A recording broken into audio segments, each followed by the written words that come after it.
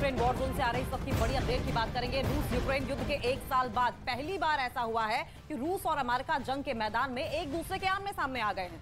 रूस ने अमेरिका पर पहला हमला भी बोल दिया है। रूस ने अमेरिका के एक जासूसी ड्रोन को मार गिराया, जिससे अमेरिका बौखलाया हुआ है। अब देखना यह होगा कि रूस के हमले का जवाब अमेरिका किस तरह से देता है।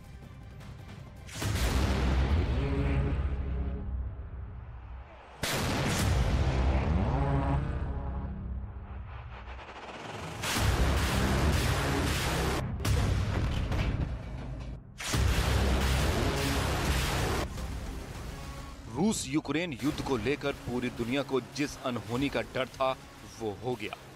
दुनिया की 2 परमाणु महाशक्तियां अब सीधे टकराने को तैयार हैं।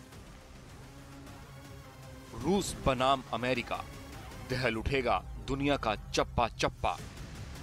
यूक्रेन की जमीन पर अब तक अमेरिका के बहुत सारे हथियारों को रूस ने निशाना बनाया, लेकिन अमेरिका नाराज नहीं हुआ क्योंकि ये हथियार जेलेंस्की के हाथों में थे, जिन्हें जेलेंस्की के जवान रूस पर हमला करने या खुद के बचाव के लिए इस्तेमाल कर रहे थे।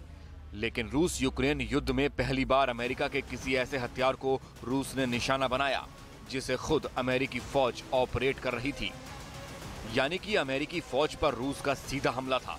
इसी वजह से दुनिया के डिफेंस एक्सपर्ट्स डरे हुए हैं कि अब अमेरिका रूस के इस हमले का मुंह तोड़ जवाब दे सकता है, जिसके बाद दोनों देशों के बीच भीषण जंग छिड़ सकती है और इस जंग की जद में पूरी दुनिया आ जाएगी। दरअसल बीते मंगलवार को ब्लैक सी के ऊपर अमेरिका का MQ-9 रीपर जासूसी ड्रोन एक खुफिया ISR मिशन पर था। उसी वक्त 2 रूसी लड़ाकू जेट्स ने उसे घेर लिया और उस पर हमला कर उसे समंदर में क्रैश करा दिया। रूसी हमले की ये सारी हरकत अमेरिकी ड्रोन के कैमरों में कैद कर ली गई और अमेरिकी फोर्स के कमांड सेंटर भेज दी गई। इसी वीडियो के आधार पर अमेरिका ने रूस पर संगीन आरोप लगाए हैं। What we saw again were fighter aircraft dumping fuel in front of this UAV and then getting so close to the aircraft that it actually damaged the propeller on the MQ-9.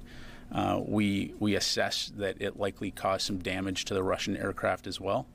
To our knowledge, well, we know that the Russian aircraft did land. I'm not going to go into where they landed. America का ये खतरनाक जासूसी drone अपने साथ हथियार ले जाने में भी सक्षम है। हालांकि अमेरिका ने इस बारे में कोई जानकारी देने से इनकार कर दिया कि हमले के वक्त MQ-9 हथियार से लैस था या नहीं।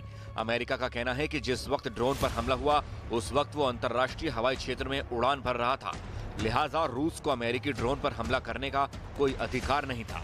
व्हाइट हाउस ने साफ कर दिया है कि रूस को जवाब देना ही पड़ेगा कि उसने अंतर्राष्ट्रीय कानून क्यों तोड़ा और अमेरिकी ड्रोन पर हमला क्यों किया।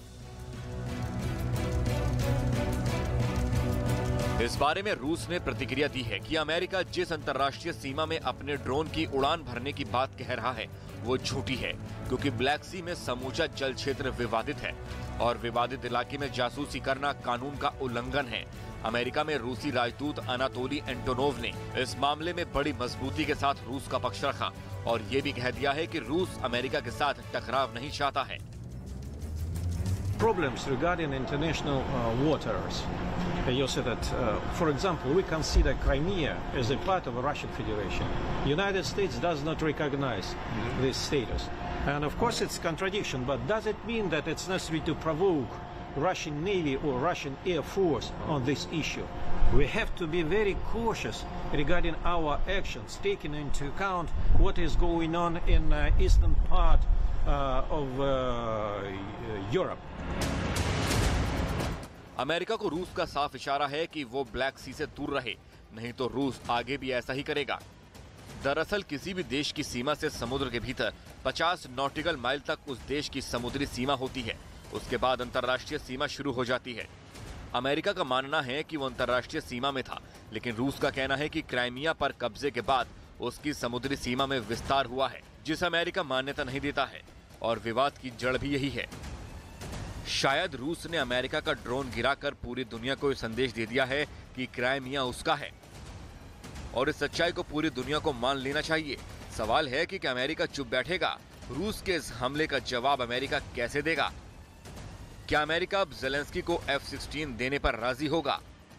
क्योंकि अब रूस और अमेरिका के बीच क्राइमिया पर कब्जे को लेकर ठनकती नजर आ रही है।